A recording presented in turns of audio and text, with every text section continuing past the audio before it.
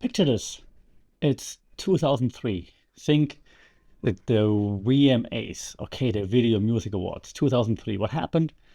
We had 50 Cent winning the award, a VMA, and who's presenting it? Puff Diddy, P. Diddy. You know, he's like, come on, Playboy, 50 Cent, and 50 gets the award. Peak of public cordiality, if you will. Don't even fast forward, just forward like 2 or 3 years later, VMAs 2006, and this track's been playing for a while. Yeah, remember the bomb from 50 where he insinuates that Diddy knows who killed Tupac and who killed Biggie? And like I quote, man, Puffy know who hit that. And now fast forward, present 2025, 50 announced like this docu-series about Sean Combs, Puff Daddy, P. Diddy, to Netflix about all the allegations that are in there. News coming out that Netflix even said, hey, you only have 4 episodes here. So the fifth one apparently coming out on YouTube, pushed out by 50 himself. So, wow, wow,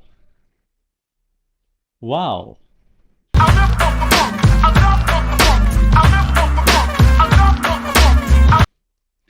Sawadee and welcome to another episode here for the Funky Pods Mindful Media and Communication. I'm just laughing because I'm not sure how mindful this all is, what 50 is doing right now, but it's definitely communication, and that's why we have to talk about it. So, how do we start?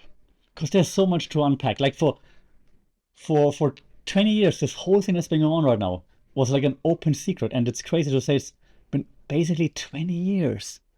Yeah, a few that's played out mostly with diss tracks, IG trolling, vodka commercials. But now the federal government is involved, and all of a sudden that feud, that beef becomes so real, and the man who's been playing the Joker to Diddy's Batman now somehow is holding a camera. Interesting time span. And so today we are talking about more than just a rap battle, a beef, right? We're talking about how 50 Cent, Curtis Jackson turned a 2-decade long grudge, like 2 decades, into a Netflix original series. We're looking at like sociology. Okay, so why is it happening? We're looking at like that spectacle. What does it do to us? Why are we so into it?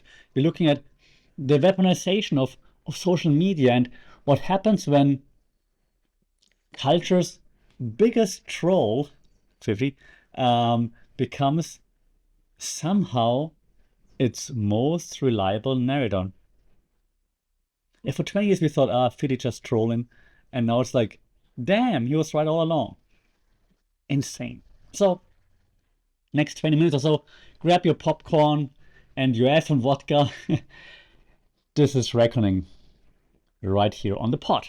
So, foundation time, okay? That's where we talk theories, okay? So let's get ready. Let's look at the anatomy of like this 2-decade long grudge, okay? So the origin story goes like this, right? They've never been friends. They've been co-workers at some point, right? So the setup is they started in the 90s, right? And 50 Cent even ghost wrote for Diddy early on. I wrote it down, the verse on Let's Get It, for example. Okay, so they've been collaborating, co-working, if you will. And eventually, though, people try to make him into friends or whatever, or enemies later on, but 50 was always like, well, the vibe check doesn't really work for me. He always saw Diddy as a business person who exploited creators, right? Not a friend, co-workers at most. And he recounts a story of Diddy like offering to take him shopping, which gave him, quote, weird energy and made him uncomfortable. And that's the seed of the outsider narrative that 50 has been cultivating ever since. He's like, I've never been part of the group. I always found it weird. I'm an outsider. And we know from media studies and from communication studies that, group thinking is very important. We have in groups, we have out groups.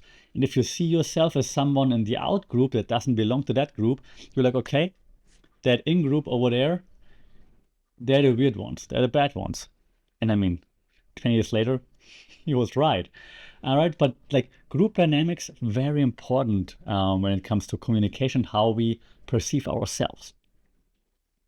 Eventually, then, of course, their co-working, their coexistence hit some escalation points, right?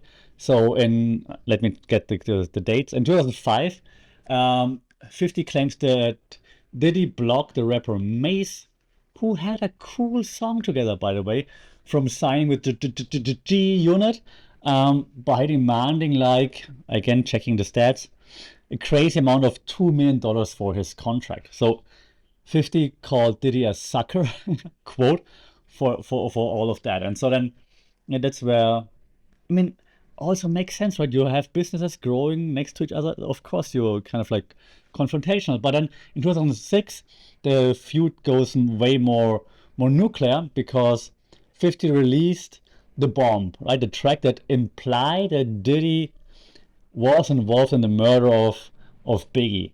And he actually explicitly dissed Diddy, and I again have to look at the notes so I don't make this up or get it wrong. He referenced the white parties and he rapped, "I don't want to hang out with your punk ass, no way." So is there a wider way to say that, of saying that? But I'm doing this because, as media studies people, we look at like how do they say that and what do they mean by that. So with saying that, he is like in media studies, we call it the moral opposition. Now, he's not the most moral person in the world, clearly, and who is, but he's positioning himself as the opposition to that crazy, weird corporate thing that Diddy has going on that's all weird about exploiting people and throwing those weird white-ass parties. Okay, so he's positioning himself as the opposition. Okay. And then it doesn't stop there, right? You remember if you're Gen Z, you don't, but remember the mid 2010s, the Vodka Wars. Insane. So, because that's where the feud becomes purely commercial eventually, right? So 50 launched like Effen vodka, and as a direct competitor to Diddy's, and I look at my notes again, Cîroc, whatever, right? You know what I mean. And the beef becomes like a marketing campaign. And every insult is an ad for Effen vodka. So that's just like been playing out for basically 2 decades, right? Just back and forth, going at each other and so on. Diddy trying to be like, I don't care about him, but 50 knows he's under his skin. So that's been going on for almost 20 years. So now, which theories do actually relate to that? And the one that fits the most, we talked about this before in the pod, but we have to talk about it again, is Guy Debord, The Society of the Spectacle, because we are all wowed, enamored by it. We're like, damn, I can't believe what's happening, right? So the concept, one more time, is that modern life, the way we live it, is not about direct experience, but about the representation of experience. Okay, so do we really go do crazy stuff, or do we just experience it through others? So social relationships, how we relate to other people, that's mediated by images. So if I see you doing cool stuff, I think, damn, you're cool. If I see you doing crazy shit, I'm like, damn, you're crazy. If I see you going like on amazing trips, I'm like, wow, look at this, look at where you're going. And then I feel like I experience something too, because I experience it through the images that you're sharing. And images could be anything: text, pictures, videos, you name it, right? So anything that gets me somewhat immersed. All right. So that's what we consider the society of the spectacle. Our society wants to see spectacular things, not necessarily doing it themselves, but experiencing it through others. Okay. So when we apply this to what's happening right now, 50 versus Diddy, the whole feud became a spectacle. We all like, hey, what's going to happen next, right? So we liked it, we consumed it. And it wasn't a private fight. It's like, public entertainment content, if you will, that Vodka War was just the perfect example for, right? You have the product that was the conflict actually. And so now, 2025, the Netflix stock is the ultimate commodification of that, right? Because everyone's still aware of it. We grew up with like 20 years of beef between them. So we're like, yeah, of course it's happening right now. And of course we're interested. Of course we want to see it. So it's the fall of an icon packaged as premium streaming content. And we're okay with it because we've seen the beef for 20 years. We heard 50 talk about it on different talk shows, always with a smile on his face and like, I'm not serious, but actually I'm serious, right? And serious he was. Secondly, so that's the society of spectacle. Second theory, we call it a sociology of what we call the open secret. Yeah? So the concept is that everyone in a community knows, but no one publicly acknowledges it. Often due to power dynamics. Do I even need to explain? Right, for years and years and years, rumors about Diddy's behavior, the quote, weird energy at his parties, those video events, and of course his very exploitive business tactics and practices have circulated in not only the hip hop community, but everywhere, right? 50 just kind of like branded himself as the only guy willing to speak out about it and to say something about it. So he was the only one that said the quiet part out loud because he wasn't afraid of business repercussions, creative repercussions, artistic repercussions. He was like, I don't care. I got all my stuff settled, right? So he wasn't just trolling. For years we thought, oh, Diddy is just a funny troll. But he was signaling that he was outside of Diddy's sphere of influence and power.